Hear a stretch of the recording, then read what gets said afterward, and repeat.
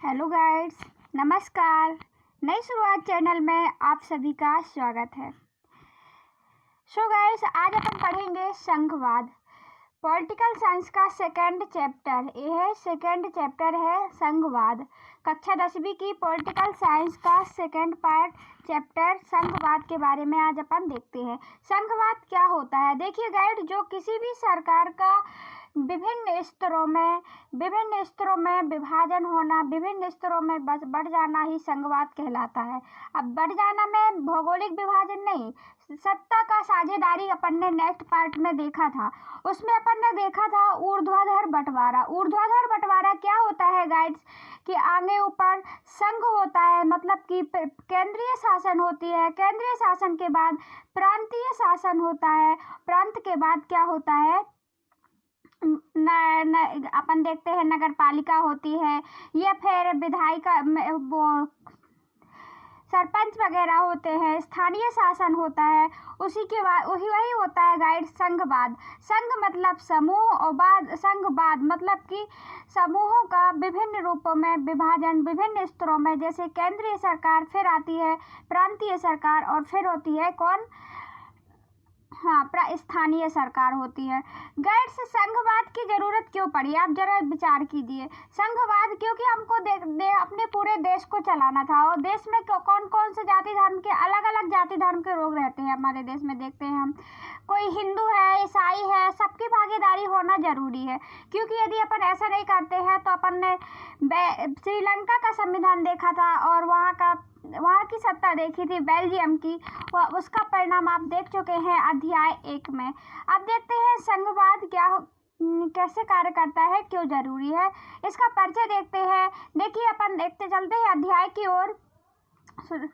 पिछले अध्याय में हमने गौर किया था कि शासन के विभिन्न स्तरों के बीच सत्ता का ऊर्ध्वाधर बंटवारा आधुनिक लोकतंत्र में सत्ता की साझेदारी एक आम रूप है। इस अध्याय में हम सत्ता के बंटवारे के इसी स्वरूप का विचार करेंगे। ऊर्ध्वाधर बंटवारा पढ़ा था हमने, अभी भी बता दिया है। इसे हम आमतौर पर संघवाद कहा जाता है। इसमें एक लोकतांत्रिक व्यवस्था है, जो व्यवस्था के अंदर अलग अलग इलाके के साथ रहना, चलाना संभव हो पाता है। अलग अलग इलाके में, जैसे कि हम देखते हैं तमिल लोग हैं तो उनकी भागीदारी भी होनी चाहिए। तमिलनाडु में, महाराष्ट्र है, अलग अलग जाति धर्म के लोग रहते हैं, सिख, ईसाई भाषा के लोग रहते हैं, तो उन सबकी भागीदारी होनी चाहिए लोकतंत्र में, कि नहीं होनी चाहिए? उसी को हम, उन्हीं के बीच में शक्तियों का बंटवारा करना, किसी को कोई अधिकार ना, कोई नियम ना थोपना, या फिर किसी पर मनमानी ना करने देना, तो उसी को हम कहते हैं संघवाद। ऊर्ध्वाधर बंटवारे को, सत्ता के संघवाद कहा जाता है, इसी विचार को। इससे एक लोकतांत्रिक व्यवस्था के अंदर अलग अलग इलाकों के साथ रहना, चलाना संभव हो पाता। अध्याय के शेष हिस्से में भारत के संघवाद के सिद्धांत और व्यवहार को समझने की कोशिश की गई है। संघीय ढांचे में संवैधानिक प्रावधानों पर चर्चा के बाद इस अध्याय में संघवाद को मजबूत करने वाली नीतियां और राजनीति का विश्लेषण किया जाएगा। अध्याय के आखिर में हम भारतीय संघवाद नए और तीसरे स्तर यानी स्थानीय शासन की चर्चा भी करेंगे। हमने देखा कि संघवाद क्या होता है। संघवाद में विभिन्न स्तरों में शक्तियों का बंटवारा, किसी भी राज्य का विभिन्न स्तरों में शक्तियों का बंटवारा, जैसे केंद्रीय स्तर, प्रांतीय स्तर, और फिर आता है स्थानीय स्तर। इसी को हम कहते हैं संघवाद। और हमारे देश में क्यों जरूरी है इन सब के लिए, अपन इसके बारे में चर्चा करेंगे। देखिए, इसमें लिखा है संघवाद क्या है। देखिए, आइए हम देखते हैं। आइए एक बार फिर पिछले अध्याय में हम दिए गए बेल्जियम और श्रीलंका के अंतर को गौर करें। आपको याद होगा कि बेल्जियम के संविधान में जो प्रमुख बदलाव किए गए, उनमें केंद्रीय सरकार की शक्ति में कमी करना भी एक था, और ये अधिकार प्रांतीय सरकारों को दिए गए हैं। बेल्जियम में उससे पहले भी प्रांतीय सरकारें थी। तब भी उनकी अपनी भूमिका थी, अपने अधिकार पर थे, पर ये अधिकार उनको केंद्र द्वारा दिए गए थे और केंद्रीय सरकार वापस भी ले सकती थी। 1993 में कुछ बदलाव हुए, प्रांतीय सरकार की कुछ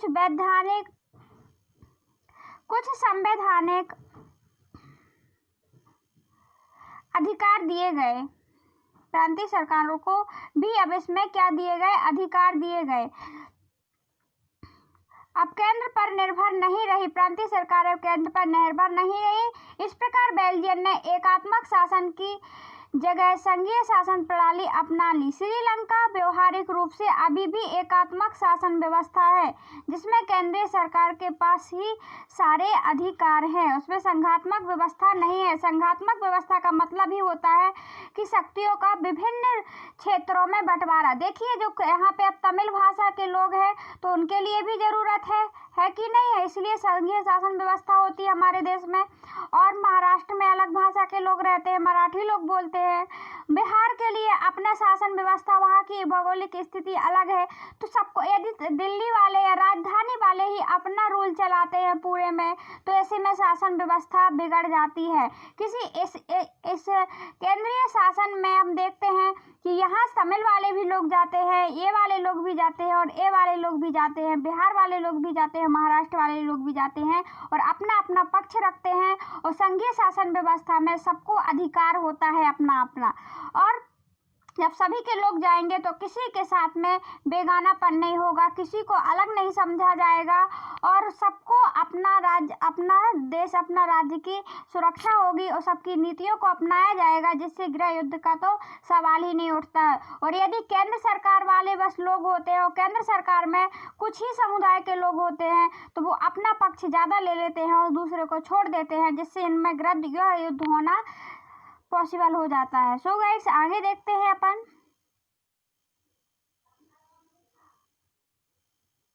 श्रीलंका के तमिल नेता चाहते थे कि देश में सच्चे अर्थों में संघीय शासन व्यवस्था कायम हो। संघीय शासन व्यवस्था में सर्वोच्च सत्ता केंद्रीय प्राधिकारी और उनकी विभिन्न अनुषंगिक इकाइयों के बीच बंट जाती है। आमतौर पर संघीय दो स्तर पर सरकारें होती हैं। एक सरकार पूरे देश के लिए होती है, जिसकी जिम्मेदारी राष्ट्रीय महत्व के होते हैं। फिर राज्य प्रांतों की सरकारें होती हैं, शासन के दैनंदिन कामकाजों को देखती हैं, दिन के काम का दैनंदिन हर दिनों के जो कामकाजों को देखती है। सत्ता के दोनों स्तर की सरकारें अपने अपने स्वतंत्र होकर अपना काम करती हैं। इस अर्थ में संघीय शासन व्यवस्था एकात्मक शासन व्यवस्था के ठीक उल्टा है। एकात्मक शासन व्यवस्था के उल्टा है। एकात्मक शासन व्यवस्था में शासन का एक ही स्तर होता है, बाकी इकाइयां अधीन होकर काम करती हैं। इसमें केंद्रीय सरकार प्रांतीय सरकार और को आदेश दे सकती है। संघीय व्यवस्था में केंद्रीय सरकार राज्य सरकार को कुछ खास करने के आदेश नहीं दे सकती है। राज्य सरकार के पास अपनी शक्तियां होती हैं और इसके लिए संघीय शासन को जवाबदेह नहीं होता है। ये दोनों सरकार अपने स्तर पर लोगों को जवाबदेह होती है। आइए संघीय व्यवस्था की कुछ महत्वपूर्ण विशेषताओं पर गौर करते हैं। देखते हैं आगे। गाइड्स, क्या बताया गया है इसमें आप लोग समझ सकते हैं कि जो संघीय शासन व्यवस्था होती है उसमें शक्तियों का बंटवारा होता है। शक्तियों का बंटवारा, केंद्रीय शासन में एकात्मक शासन व्यवस्था होती है तो उसमें शक्तियों का बंटवारा नहीं होता है। संघात्मक शासन व्यवस्था में शक्तियों का विभिन्न प्रांत स्तरों पर बंटवारा होता है। जैसे केंद्रीय स्तर होता है, क्या होता है ना, जैसे प्रधानमंत्री ने अपने यहाँ भी आदेश दे दिया लॉकडाउन का, तो लॉकडाउन का आदेश दे दिया तो उसमें पूरे देश को मान्य होगा, पूरे राज्यों को मान्य होगा। और फिर अब उसके अनुसार अब देखते हैं अपन, जो अब महाराष्ट्र की स्थिति ज़्यादा खराब थी, असम की स्थिति उतनी ज़्यादा खराब नहीं थी। तो अब यहाँ की प्रांतीय शासन अलग अलग काम करेगी ना। अब जैसे फिर बाद में क्या किया, ये अधिकार को अब वो अलग अलग अपने राज्यों में फॉलो करवाएगी। जैसे महाराष्ट्र की शासन देखेगी अपने राज्य को, और असम की शासन देखेगी अपने राज्य को। और तो अपने राज्य को तो ये क्या हुआ, संघीय शासन व्यवस्था हुआ, क्योंकि दोनों अपने अपने स्तर पर काम करेंगी संघीय। और फिर बाद में देखते हैं पर अब प्रधानमंत्री आदेश नहीं देता है। अब कुछ कामों में जैसे प्रधानमंत्री ने कुछ छूट दे दी थी कुछ राज्यों को, क्या कहा कि अपने अनुसार शासन चलाइए, तो महाराष्ट्र ने छूट नहीं दी क्योंकि वहाँ की स्थिति ज़्यादा गड़बड़ थी। और जो असम के लोग थे तो उनको छूट मिल गई थी। असम की सरकार ने बोल दिया ठीक है, तो अलग अलग शासन व्यवस्था की जरूरत होती है। तो संघात्मक व्यवस्था ये होती है कि सबको अपने अपने अधिकार दे देना।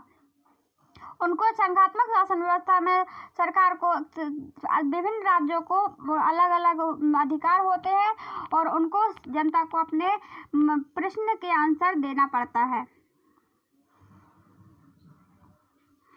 सो गाइड देखते हैं आगे इसकी विशेषताएं संघीय शासन व्यवस्था की। श्रीलंका में क्या था गाइड, श्रीलंका में था एकात्मक शासन व्यवस्था। क्या था, एकात्मक शासन व्यवस्था। एकात्मक शासन व्यवस्था मतलब कि केंद्र सरकार जो भी अधिकार वो दे देगी, आदेश देगी, वो सभी राज्यों को लिए मानना होगा। अब सभी राज्य मानेंगे, जितने भी राज्य होंगे अब मानेंगे, तो अब उनकी व्यवस्था अलग है। जैसे अब यहाँ पे हमने देखा कि महाराष्ट्र की स्थिति खराब है और उन्होंने छूट दे दी, तो क्या होगा, और स्थिति बिगड़ जाएगी कि नहीं बिगड़ेगी, और दूसरे देशों में भी बिगड़ जाएगी। और ऐसे में असम अलग अपना सुचारू रूप से शासन चला रहा है और ये अलग चला रहा है। सबको जिम्मेदारी के साथ काम दे देना ही अच्छा होता है ना गाइड्स। जैसे अपने घर में यदि किसी को सबको जिम्मेदारी दे देते हैं अपन, तो उसमें क्या हो जाता है, वो सबकी भागीदारी बन जाती है, सबको बुरा भी नहीं लगता है, सब लोग अपना अपना काम करके आराम से आसानी से अपना काम कर लेते हैं। ऐसे में क्या होता है, वो अपन कहते हैं वो भैया कर देगा, दीदी कर देगी, बहना कर लेगी, और ये सब होता रहता है। लेकिन यदि सबकी जवाबदारी से काम दे दिया जाता है तो क्या होता है, वो काम आसानी से हो जाता है, किसी को प्रॉब्लम भी नहीं होती है उसमें, और किसी को ये भी नहीं लगता है कि हमको ये वाला काम हमको क्यों नहीं दिया गया, या फिर इसमें हमारे साथ मतभेद हो रहा है। तो इससे क्या होता है, ये होती है संघात्मक व्यवस्था। आई होप गाइस आपको अच्छे से समझ में आ गई होगी संघात्मक व्यवस्था। यह सरकार दो या दो अधिक स्तरों वाली होती है। संघात्मक व्यवस्था दो या दो से अधिक स्तरों वाली। जैसे अपने यहाँ देखते हैं केंद्रीय सरकार है, फिर प्रांतीय है, प्रांतीय मतलब राज्यों की अलग सरकार है, प्रधानमंत्री होता है, और हर अपने राज्य में 28 राज्यों में विभाजित है हमारा देश, तो उनकी अलग अलग प्रांतों में सरकार है, ठीक है ना। फिर अपन देखते हैं अलग अलग स्तर एक ही नागरिक शासन पर शासन करती हैं। कानून बनाने पर वसूलने और प्रशासन में उनका अपना अधिकार क्षेत्र होता है। अलग अलग स्तर की सरकारों एक ही नागरिक समूह पर शासन करती हैं। अब जैसे अपन प्रांतीय शासन व्यवस्था है या केंद्रीय शासन, प्रधानमंत्री हो या मुख्यमंत्री। अब प्रधानमंत्री किसके लिए कानून बनाएगा, जनता के लिए, और यदि मुख्यमंत्री कानून बनाता है तो वो भी किसके लिए अधिकार क्षेत्र में बनाता है, जनता के लिए। सो गाइड देखिए थर्ड पॉइंट क्या है, अधिकार क्षेत्र इनके दोनों समान होते हैं। विभिन्न स्तरों की सरकारों के अधिकार क्षेत्र संविधान में स्पष्ट रूप से वर्णित होते हैं, इसलिए संविधान सरकार की इस स्तर के अस्तित्व को प्राधिकृत या गारंटी और सुरक्षा देता है। गाइस इसमें क्या बताया गया है कि संविधान के स्तरों में सरकार के अधिकार क्षेत्र संविधान में वर्णित होते हैं। अब सभी के अधिकार वर्णित हैं कि आपको क्या करना है, केंद्र सरकार को कौन से विषय में, जैसे अपन देखते हैं संविधान में वर्णित, संविधान में लिखा हुआ होता है। संविधान के मौलिक प्रावधानों को किसी एक स्तर की सरकार अकेले नहीं बदल सकती है। अब संविधान का जो मुख्य प्रावधान है, अब अभी राज्यों का अपन ने देखा कि सबके अलग अलग अधिकार क्षेत्र है, वो अलग अलग कर सकती है, ठीक है ना, अलग अलग नियमों पर कानून बना सकती है। लेकिन जो कुछ अधिकार ऐसे हैं, कुछ नियम ऐसे हैं जो मौलिक प्रावधान है, उनको किसी भी हालत में बहुत जल्दी नहीं बदला जा सकता, सबकी सहमति से ही बदला चला जाएगा। अब ये नहीं है कि अब आप अपने राज्य में कानून चला रहे हैं और आप गैर कानूनी चला रहे हैं। अपना राज्य तो चला रहे हैं लेकिन संविधान के अनुसार चलाइए, एक संविधान में वर्णित होता है। ये संविधान में लिखा हुआ है। ये नहीं कि आप संविधान का ही उल्लंघन कर रहे हैं और बोल रहे हैं कि नहीं हम अपने राज्य की सरकार चला रहे हैं। सो गाइस देखिए आगे, अकेले नहीं बदला जा सकता, इनमें दोनों स्तरों की सरकार की सहमति जरूरी होती है। उसमें केंद्रीय सरकार भी सहमत हो और राज्य की सरकार भी, और ना ही केंद्र सरकार बस बदल सकता है अकेले, यदि राज्य सहमत नहीं है तो कुछ कानून ऐसे होते हैं वो संविधान में वर्णित होते हैं। अदालतों के संविधान और विभिन्न स्तरों की सरकार के अधिकार की व्याख्या करने का अधिकार है। विभिन्न स्तर के अदालतों को, जो अदालत होती है, जो न्यायपालिका होती है, उनमें विभिन्न स्तरों की सरकार के अधिकारों की व्याख्या करने का वो न्यायपालिका जब कभी उलझन आ जाती है तो न्यायपालिका बताती है कि आप गलत है। प्रांतीय सरकार गलत होती है तो प्रांतीय सरकार को बताती है, केंद्रीय सरकार को होती है तो उनको बताती है कि आप संविधान के विरुद्ध जा रहे हैं। ये बताता कौन है? कि न्यायपालिका, अदालत बताती है। न्यायपालिका निर्णय भूमिका महत्व होता है न्यायपालिका की। अब देखते हैं 6 नंबर, वित्तीय स्वायत्तता निश्चित करने के लिए विभिन्न स्तरों की सरकार के लिए राजस्व का अलग अलग स्रोत निर्धारित होता है। अब देखते हैं अपन की कुछ मामले ऐसे होते हैं जिसमें पैसा भी देना होता है, पैसे भी लगते हैं, तो वित्तीय सरकार उसी को कहते हैं वित्त, मतलब कि पैसा संपत्ति से संबंधित है। स्वायत्तता निश्चित करने के लिए विभिन्न स्तरों की सरकार के लिए राजस्व अलग अलग स्रोत निर्धारित होता है। ये किसमें लिखा रहता है कि वित्तीय शासन से संबंधित राजस्व मतलब राज्य का धन के लिए अलग अलग स्रोत कहाँ से मिलेगा, ये किसमें लिखा होता है? कॉन्स्टिट्यूशन, मतलब कि संविधान में वर्णित होता है। देखते हैं 7 पॉइंट क्या है इसकी विशेषता। इस पर संघीय शासन के दोहरे उद्देश्य हैं। इसमें संघीय शासन व्यवस्था के दोहरे उद्देश्य हैं। देश की एकता की सुरक्षा करना, उसे बढ़ावा देना तथा उसके साथ क्षेत्रीय विविधता को पूरा करने का सम्मान करना। इस कारण संघीय व्यवस्था के गठन कामकाज के लिए दो चीजें सबसे महत्वपूर्ण है। विभिन्न स्तरों में सरकारों के बीच सत्ता का बंटवारे के नियम पर सहमति होने पर उनकी एक सो गाइड्स, ये हुई सत्ता की संघवाद की विशेषता है। अब देखिए गाइड्स, अपन देखते हैं आगे इसके बारे में बताया गया है। ये सत्ता की विशेषता, संघीयवाद की विशेषता हुई। कौन कौन सी विशेषता हुई गाइड्स? जैसे हमने देखा कि वित्तीय शासन व्यवस्था, सबके लिए अधिकार क्षेत्र वर्णित हैं, अधिकार क्षेत्र में तो गाइड्स हमने कौन कौन सी विशेषताएं पढ़ी? हमने देखा इसमें कि उसमें 2 या 2 से अधिक स्तरों पर स्तर देखे। ये संघ की व्यवस्था स्तरात्मक होती है। फर्स्ट विशेषता क्या है इसकी कि इसमें हम देखते हैं कि संघवाद में विभिन्न स्तरों में बटी होती है सरकार, ठीक है ना। फिर हमने दूसरी विशेषता क्या देखी? इनके अपने अपने अधिकार क्षेत्र हैं। संघ सूची, केंद्र सरकार अलग नियम बना सकती है अपने पूरे देश के लिए, और अपन देखते हैं प्रांतीय सरकार या राज्य उसके लिए अलग नियम बना सकता है। अपने अपने नियम है। जैसे शिक्षा के क्षेत्र में कोई ऐसे हैं, जैसे संघ सूची है, राज्य सूची है, उनका अधिकार, जैसे संघ सूची में केवल केंद्र सरकार कानून बना सकती है, राज्य सूची में राज्य कानून बना सकता है, और कुछ है अपशिष्ट सूची, मतलब कि उसमें दोनों मिलकर के कानून बना सकते हैं। तो अधिकार क्षेत्र होते हैं अपने अपने। पहले नंबर देखा हमने स्तर, दूसरा नंबर क्या देखा हमने कि अधिकार क्षेत्र, कौन पर कौन कानून बना सकता है, कर वसूल सकता है। तो स्तर के बाद दूसरा देखा, रिवाइज कर लेते हैं जल्दी। अधिकार क्षेत्र देखा हमने, अधिकार क्षेत्र आपको समझ में आ गया होगा गाइड्स। फिर देखा हमने तीसरी विशेषता क्या देखी इसकी कि विभिन्न स्तरों के अधिकार क्षेत्र वर्णित संविधान की गारंटी, अस्तित्व, अधिकार, गारंटी, सुरक्षा देता है। विभिन्न स्तरों में सरकार के अधिकार क्षेत्र संविधान में स्पष्ट वर्णित हैं।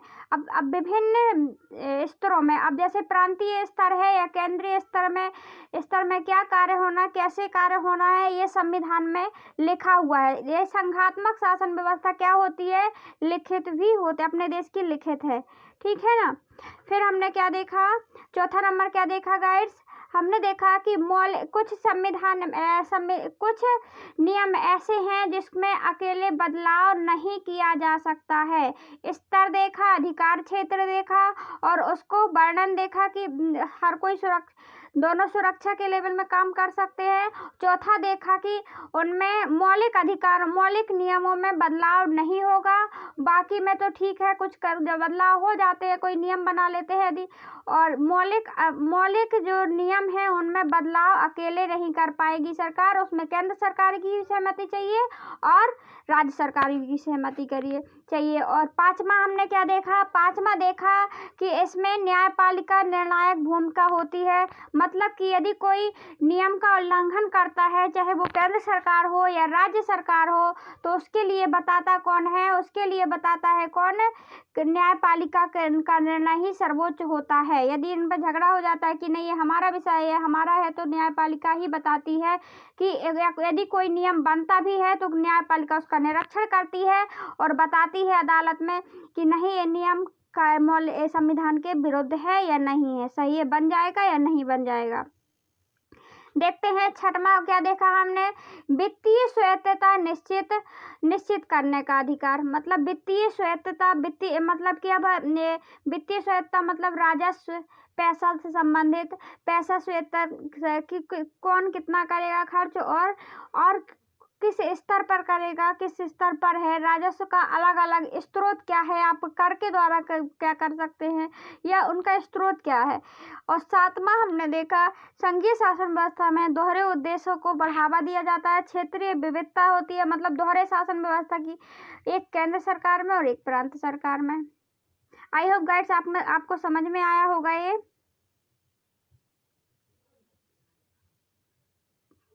अब देखिए जो संघीय शासन व्यवस्था होती है, बंटवारा होता है, वो हर देश में एक सा नहीं होता है गाइड्स, है ना। आदर्श व्यवस्था में दोनों पक्ष होते हैं, आपसी भरोसे के साथ रहने की सहमति होती है। केंद्र विभिन्न सरकारों के बीच सत्ता का बंटवारा हर संघीय सरकार में अलग अलग किस्मों का होता है। जो संघ व्यवस्था होती है उसमें हर क्षेत्र का बंटवारा अलग अलग किस्मों में, अलग अलग देशों में अलग अलग होता है। यह बात इस चीज पर निर्भर करती है कि संघ की स्थापना किन ऐतिहासिक संदर्भों में हुई है। संघीय शासन व्यवस्था आमतौर पर दो तरीके से गठित होती है। पहला तरीका है दो या दो से अधिक स्वतंत्र राष्ट्रों के साथ लेकर एक बड़ी इकाई को गठित करना। दो या दो से अधिक स्वतंत्र राष्ट्रों को लाकर एक बड़ी इकाई को गठित करना। इन दोनों स्वतंत्र राष्ट्र का अपना प्रभुत्वता को साथ करते हैं, अपनी अलग अलग पहचान को भी बनाए रखते हैं, अपनी सुरक्षा और खुशहाली बढ़ाए रखते हैं। जैसे हम देखते हैं इसमें क्या होता है संघात्मक व्यवस्था में कि अपने जो अलग अलग राज्य होते हैं, जैसे अपन देखते हैं हमारे यहाँ 28 राज्य हैं और एक केंद्र शासन व्यवस्था है, केंद्रीय शासन। संघात्मक शासन व्यवस्था का क्या लाभ होता है गाइड्स, कि सब लोग अपना काम भी करते हैं जिम्मेदारी से, और अपनी अपनी जिम्मेदारी से यदि एक इंसान करेगा तो भारी भी पड़ेगा और उसका एक इंसान की अहमियत ज़्यादा हो जाएगी और इन लोगों की कुछ भी नहीं रहेगी। इससे क्या बनी रहती है, खुशहाली बनी रहती है।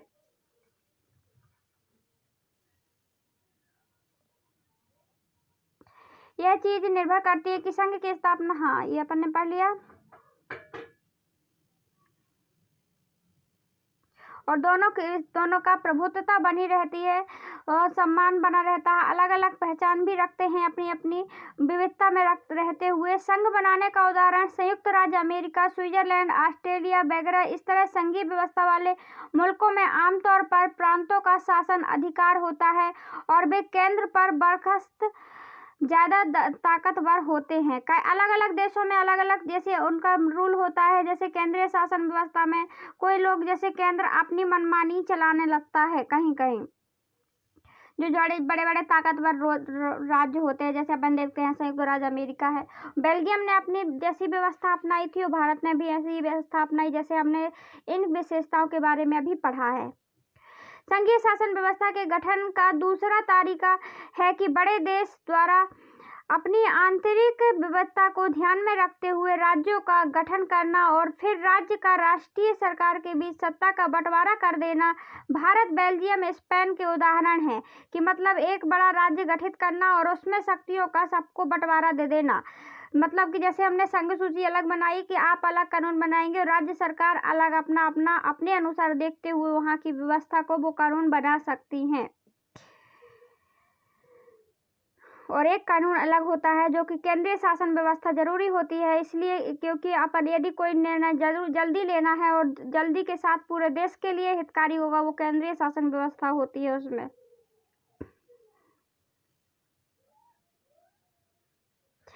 दूसरी श्रेणी वाला राज्य बरखास्त केंद्र सरकार ज़्यादा ताकतवर हुआ करती है। अक्सर इस व्यवस्था में विभिन्न राज्यों के समान अधिकार दिए जाते हैं। विशेष स्थिति में किसी प्रांत को विशेष अधिकार भी दिए जाते हैं। विशेष स्थिति में ज़्यादा सबको बराबर अधिकार दिए जाते हैं, लेकिन कभी कभी ऐसी स्थिति आ जाती है कि अलग अलग अधिकार भी ज़्यादा देना पड़ता था। जैसे हमने देखा था जम्मू कश्मीर का शासन व्यवस्था में उसको ज़्यादा अधिकार प्राप्त थे कि उस पर अपन जगह नहीं खरीद सकते या कुछ, लेकिन अब वो भी हट गया है। जम्मू कश्मीर का शासन व्यवस्था भारत जैसी हो गई है। नरेंद्र मोदी ने अभी कर दिया है। आपको पता होगा कि जम्मू कश्मीर में भी अब लोग जगह ले सकते हैं। पहले उनकी शासन व्यवस्था संविधान अलग रूप से चलता रहता था। भारत में संघीय शासन व्यवस्था, अब भारत में संघीय शासन व्यवस्था के बारे में अपन देखेंगे।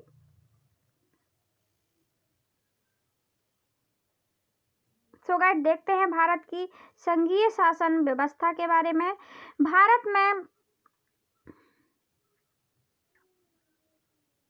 हमने देखा कि बेल्जियम और श्रीलंका जैसे छोटे छोटे देश को भी अपने यहाँ विविधता की संभालने में बड़ी मुश्किल आती है। सोचिए भारत जैसे विशाल मुल्क में यह काम कितना मुश्किल होगा। हमने देखा कि वो छोटे छोटे से देश थे। हरियाणा बराबर रहे होंगे, हरियाणा से भी छोटा था बेल्जियम, और यही हरियाणा बराबर रहा होगा श्रीलंका।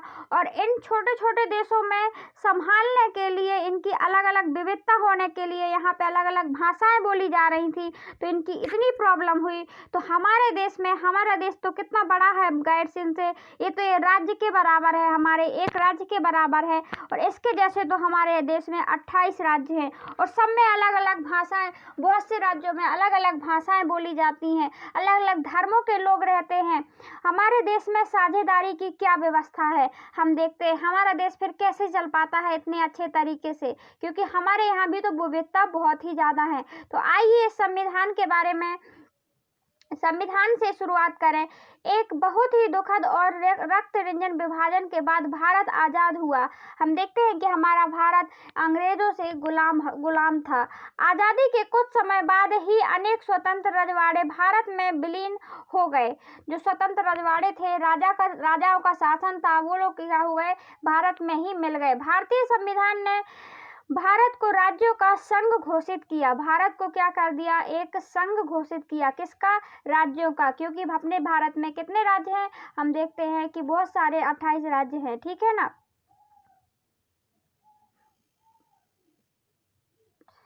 राज्यों का संघ घोषित किया, जिसमें संघ शब्द नहीं आया। भारतीय संघ का गठन संघीय शासन व्यवस्था के सिद्धांत पर हुआ है। भारत का गठन कैसे हुआ है, संघीय शासन व्यवस्था है हमारे भारत में।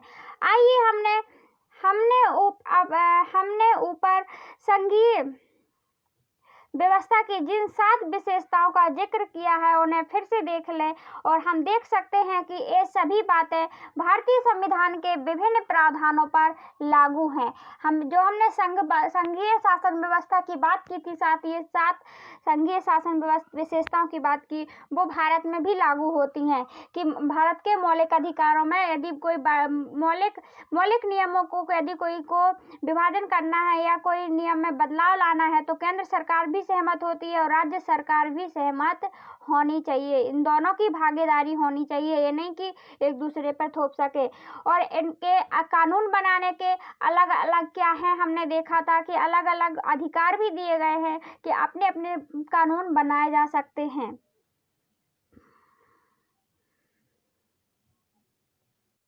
सो गाइड देखिए, भारत के संविधान में मौलिक रूप से 2 स्तरीय शासन व्यवस्था का प्रावधान किया था। संघ सरकार हम जिसे केंद्र सरकार कहते हैं।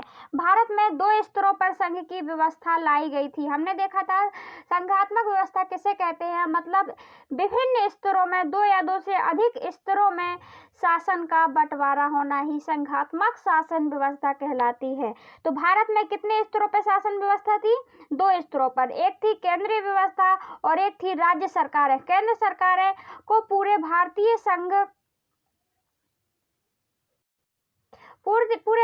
संघ का प्रतिनिधित्व करना था। मतलब केंद्र सरकार अपने पूरे, जैसे प्रधानमंत्री है, प्रधानमंत्री क्या करता है, पूरे भारत में अपना शासन चलाता है कि नहीं। वो हर क्षेत्र के, हर राज्य के लिए कोई भी कानून पारित कर देता है जो उसके लिए सुटेबल होते हैं।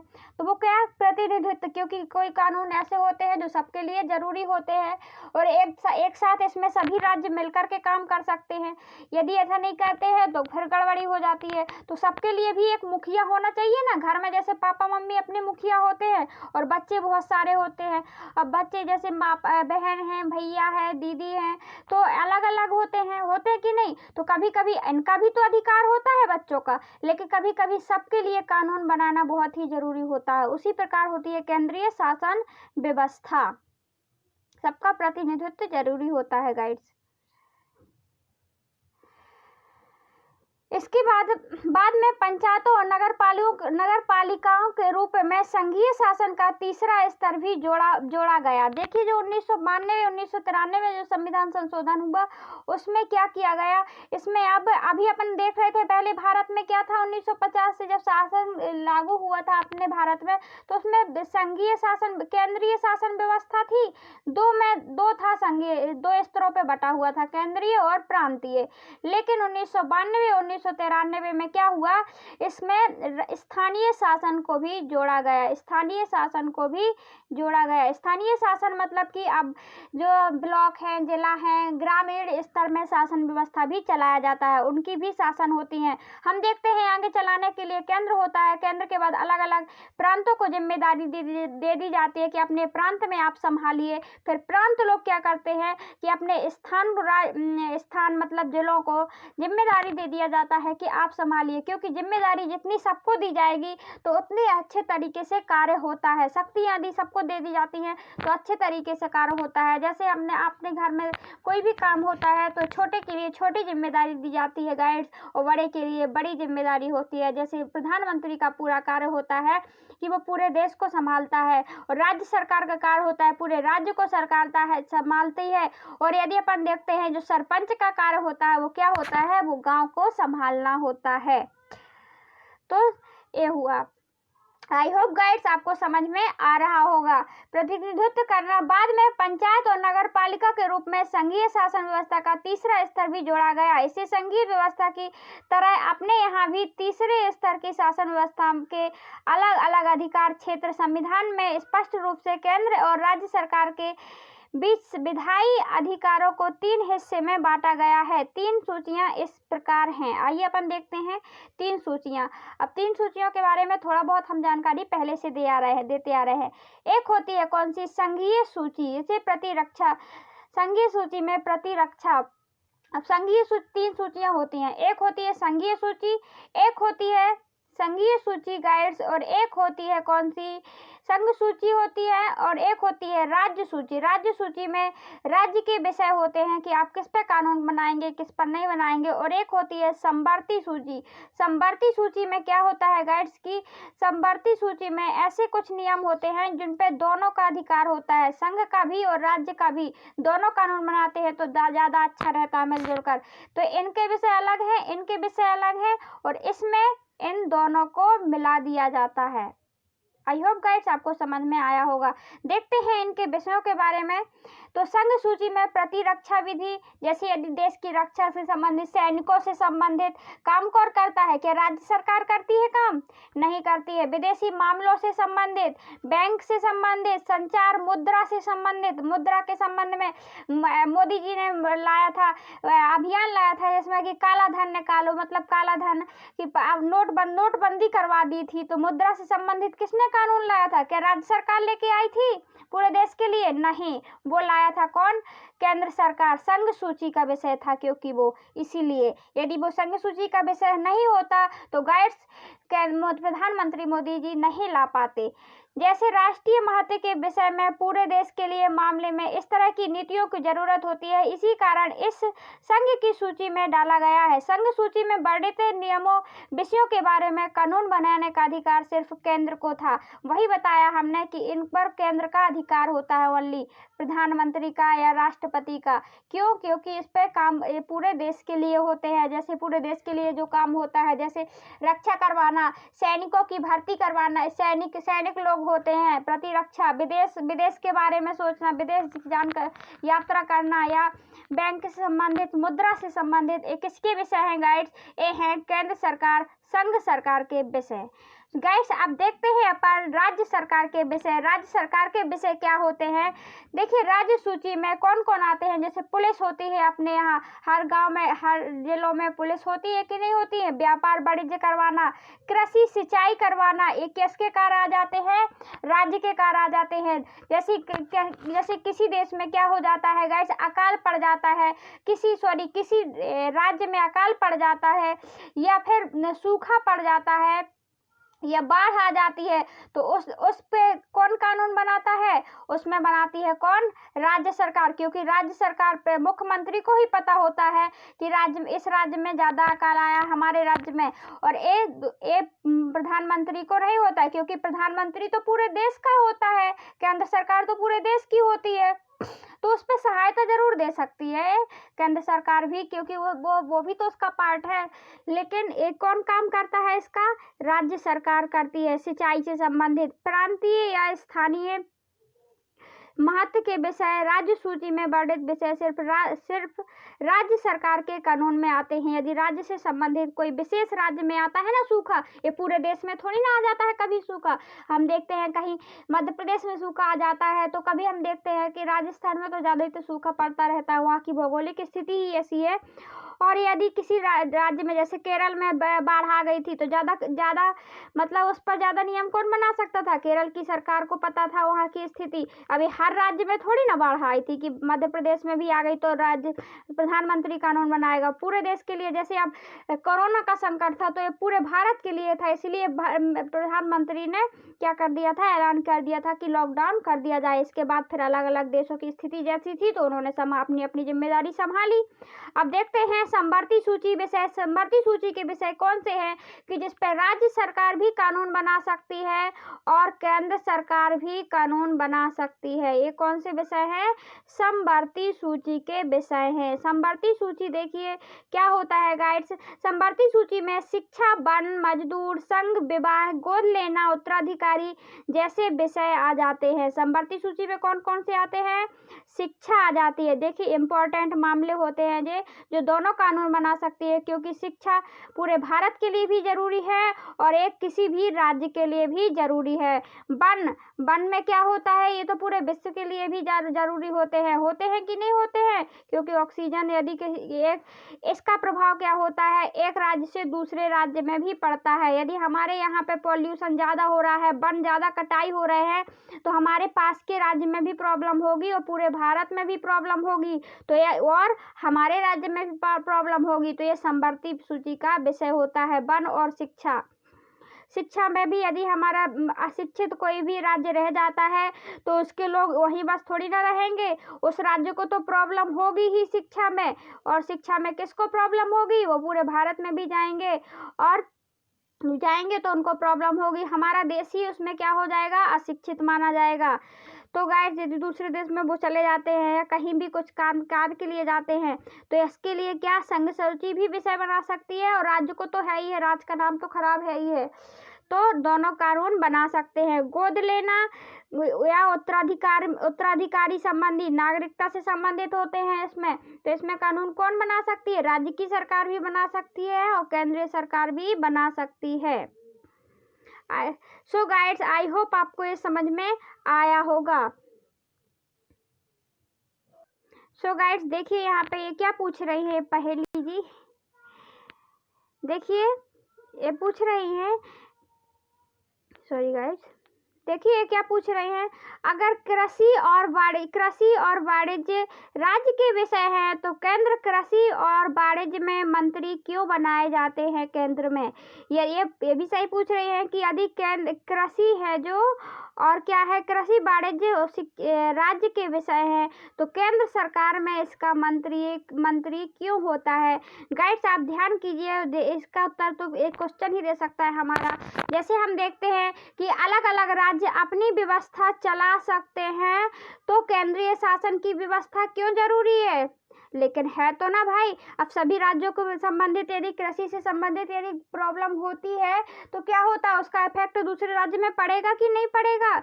या प्रधानमंत्री ही ना हो, अगर अलग अलग मुख्यमंत्री हो तो क्या होगा? क्यों नहीं रह सकती ऐसी व्यवस्था? नहीं रह सकती गाइड्स, क्योंकि उस कब के लिए कानून बनाना हर देश के हर राज्य के लिए भी देखना जरूरी होता है।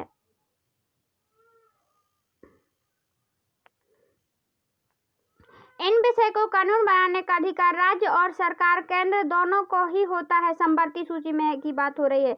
लेकिन जब दोनों के कानून में टकराव हो तो केंद्र सरकार द्वारा बनाया गया कानून ही मान्य होता है। गाइड्स क्या होता है, जो केंद्र सरकार और राज्य सरकार के अलग अलग कानून होते हैं, और कभी समवर्ती सूची आती है उसमें क्या होता है, राज्य सरकार भी कानून बना सकती है और केंद्र सरकार भी कानून बना सकती है। और जब इन दोनों में टकराव होता है कि नहीं, हमारे केंद्र सरकार में और राज्य सरकार में, ये राज्य है ये केंद्र है, तो किसकी चलती है? केंद्र सरकार का ही कानून मान्य किया जाता है। यहाँ एक सवाल यह उठता है कि जो विषय जितने के इनसे किसी सूची में नहीं आते हैं उनका क्या होता है? फिर कंप्यूटर सॉफ्टवेयर जैसे विषय किसके अधिकार क्षेत्र में रहें, क्योंकि संविधान बनाने के बाद आए हैं, ये तो संविधान के बाद आए हैं, तो ऐसे विषय किस पर रहे? हमारे संविधान में आई, बाकी बचे विषय केंद्र सरकार के अधिकार क्षेत्र में चले जाते हैं। सो गाइड्स, जिस पे इनका तो वर्णन किया गया है कि शिक्षा का कानून समवर्ती सूची में आता है, कृषि वाणिज्य राज्य क्षेत्र में आते हैं, पुलिस प्रशासन की व्यवस्था राज्य सूची में आते हैं। लेकिन जैसे अभी जो पहले व्यवस्था नहीं आई थी टेक्नोलॉजी की, वो किसके क्षेत्र में आते हैं? तो जिन पर कानून इसमें नहीं लिखा हुआ है कॉन्स्टिट्यूशन में, तो वो अधिकार क्षेत्र केंद्र के क्षेत्र में चले जाते हैं, उस पर केंद्र सरकार कानून बना सकती है। हमने ऊपर देखा कि सबको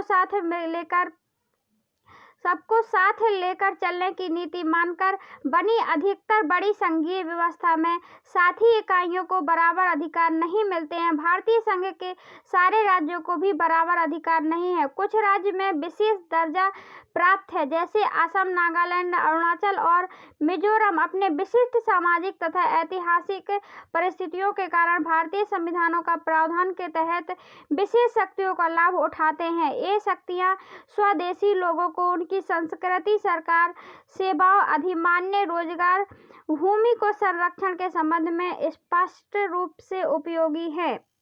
भारतीय संघ की इकाइयों में बहुत कुछ कम अधिकार है। ये वैसे छोटे इलाके होते हैं, जैसे हम देखते हैं कि जो नागालैंड है, अरुणाचल प्रदेश है या फिर असम है, ये बहुत ही छोटे देश हैं, हम इनको विशेष अधिकार प्राप्त है। जैसे सो गाइड्स, इसका क्वेश्चन भी हम क्वेश्चन से देंगे। देखिए ये क्वेश्चन में क्या पूछा गया है कि इनको विशेष अधिकार क्यों? जैसे हम देखते हैं जो ये छोटे छोटे राज्य हैं, असम है, अरुणाचल है, और असम, अरुणाचल, मिजोरम, ये बहुत छोटे छोटे राज्य हैं, मतलब कि उसमें किसमें, दोनों में ही हैं जनसंख्या और क्षेत्रफल की दृष्टि से। और देखते हैं जो बड़े बड़े राज्य हैं, जैसे उत्तर प्रदेश है ना, महाराष्ट्र है, मध्य प्रदेश है, राजस्थान है, और तो गाइड्स इनको विशेष अधिकार क्यों हैं? और हम तो बोलते हैं कि सबको समानता का नियम पे फॉलो करना चाहिए। सो गाइड्स देखिए, जो ओबीसी है, पिछड़ा वर्ग है, एसटी एससी है, तो वो पिछड़े हुए हैं तो उनको अधिक आरक्षण प्राप्त है, और जो पिछड़ा ही नहीं है तो उसको क्या आरक्षण प्राप्त होगा? तो हमारी सरकार क्या करती है, क्या चाहती है? हमारी सरकार तो समानता लाना चाहती है। और समानता तो तब आएगी ना जब तुम बराबर, तुम भी होगे और हम भी होंगे।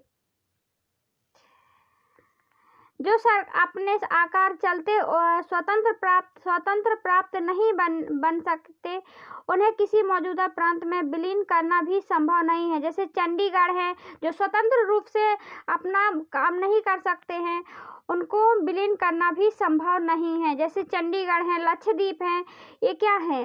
राजधानी दिल्ली है, इलाके इस कोटि में आते हैं। इन्हें केंद्र शासित प्रदेश कहा जाता है।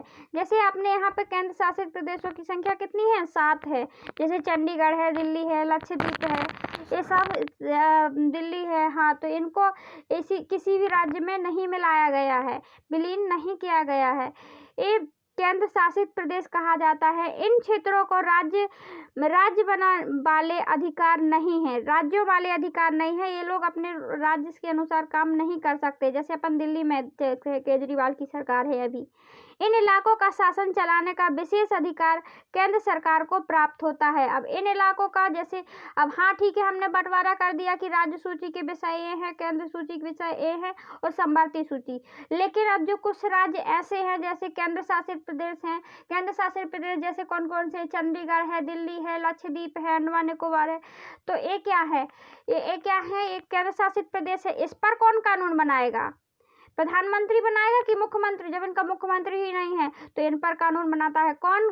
किसका अधिकार होता है? ये होता है केंद्र सरकार का अधिकार। मतलब छूटे हुए जो विषय होते हैं उस पर अधिकार कौन बना सकती है? केंद्रीय सरकार। केंद्र सरकार के बीच सत्ता का बंटवारा हमारे संविधान की बुनियादी बात है।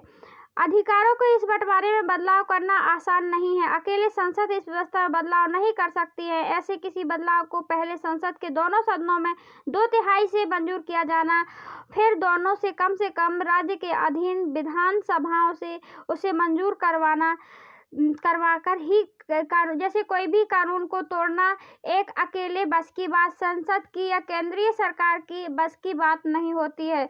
इसमें संसद के 2/3 बहुमत यदि किसी नियम को पारित कर देते हैं और साथ में उसमें राज्यों से भी स्वीकृति मिल जाती है, तभी कोई नियम में बदलाव आता है जो कि संविधान में वर्णित है।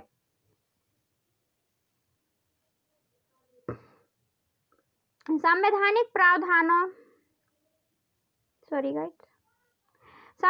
प्रावधानों और कानूनों को क्रियान्वयन की देखरेख में न्यायपालिका महत्वपूर्ण भूमिका निभाती है। शक्तियों के बंटवारे के संबंध में कोई विवाद होने के हालत में फैसला उच्च न्यायालय और सर्वोच्च न्यायालय में ही होता है। सरकार के चलाने की जिम्मेदारी निर्वाह करने के लिए जरूरी राजस्व का उगाही के संबंध में केंद्र और राज्य सरकारों को कर लगाने का संसाधन जमा करने के लिए अधिकार है। सो गाइड्स, आज हमने देखा संघीय शासन व्यवस्था। वीडियो का सेकंड पार्ट में हम देखेंगे और इसके आगे का लेसन। सो गाइड्स, हमने क्या देखा? इसमें संघवाद का अर्थ देखा। संघ मतलब कि क्या होता है? शक्तियों को, संघ मतलब समूह, और समूह में क्या होते हैं? बहुत से लोग होते हैं कि नहीं होते हैं? मतलब अपने संघ में राज्य होते हैं और राज्य में विभिन्न राज्यों में शक्तियों का विभाजन, ये ऊर्ध्वाधर बंटवारा भी होता है। और हमने इसके बाद देखा, इसकी विशेषताएं देखी कि मौलिक अधिकारों पर एक जन का ना ही कानून बना सकता है ना ही तोड़ सकता है, और इसका निरीक्षण कौन करता है? न्यायपालिका करती है। राजस्व की बात की हमने, वित्तीय व्यवस्था की कि केंद्र सरकार भी अपना लगा सकती है और राज्य सरकार भी लगा सकती है।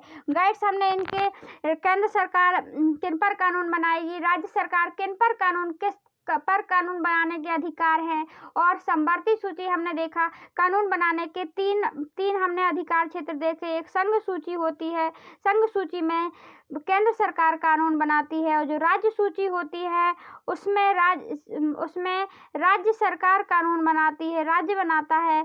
और जो समवर्ती सूची होती है उसमें हमने 3 सूचियां पढ़ी, संघ, राज्य, समवर्ती में दोनों मिलकर के कानून बना सकते हैं। हमारे देश की शासन व्यवस्था को देखा हमने। यहाँ पे हमारे यहाँ भी यही होता है। और यदि जो छूटे हुए क्षेत्र होते हैं उस पर कौन कानून बनाता है, उसको बनाती है केंद्र सरकार कानून बनाती है। जैसे साइंस एंड टेक्नोलॉजी, कंप्यूटर के विषय में कोई भी कानून बनाना है तो कौन कौन बना सकता है, केंद्र सरकार बना सकती है।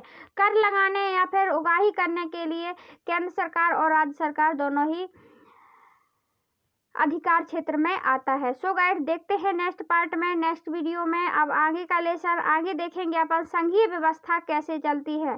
सो थैंक्स फॉर वॉचिंग गाइस।